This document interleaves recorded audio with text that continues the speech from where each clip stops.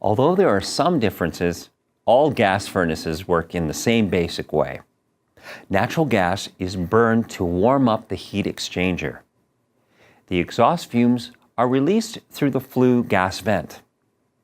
The blower fan then pushes air over the heat exchanger and circulates it around your home.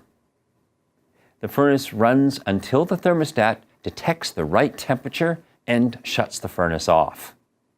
Modern furnaces use a draft inducer fan to help exhaust the emissions. This forced draft also increases the efficiency. Condenser furnaces use a dual heat exchanger to condense water vapor, and this extracts even more heat out of the combustion.